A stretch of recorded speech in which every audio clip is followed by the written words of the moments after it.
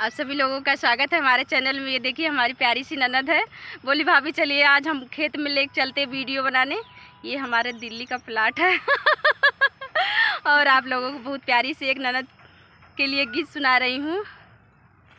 Hello guys ये हमारी छोटी वाली सबसे ननद है और बहुत ही मज़ेदार नाच गीत है। और लाइक सब्सक्राइब करिएगा, हमारे दीदी को आगे से आगे बढ़ाइएगा। आप लोगों को गीत सुना रही हूँ। हमें तो गीत ये याद ही नहीं आ रही है। कौनो जुगुतिया बतावा मोरी ननदी, अरे कौनो जुगुतिया बतावा मोरी ननदी, पियवा मिलला न बोलवाना। कौनो जुगुतिया बतावा मोरी ननदी, पियवा हमार नहीं बोले।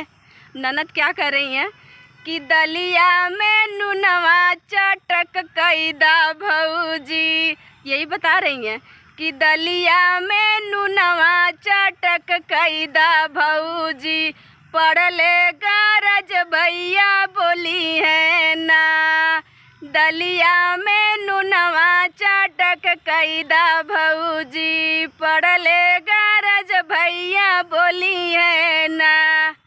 अरे बड़ा बड़ा कवर खाई गए ननदी, तबो ना पिया मोर बोले ना।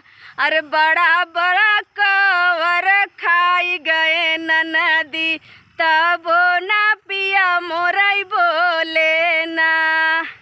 अरे कवनो जुगुतिया बतावा मोरी ननदी, पियवा हमार नहीं बोलन।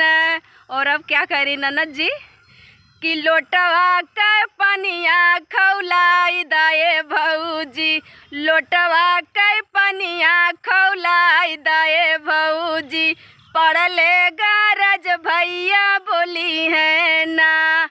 घटर घटर पनिया पी गए भौजी, घटर घटर पनिया पी गए ननदी, तबो ना पिया मोर बोलई ना।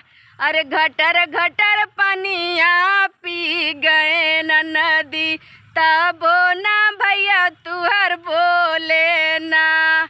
अरे कौनो जुगुतिया बतावा मोरी ननदी, रतिया से पिया नहीं बोले न। अरे कौनो जुगुतिया बतावा मोरी ननदी, रतिया से पिया नहीं बोले न। अरे सेजिया पर कटवा, अब क्या कर रही हैं कि सेजिया पर कटवा बिछवा मोरी भौजी, पढ़ले गरज भैया बोली है ना।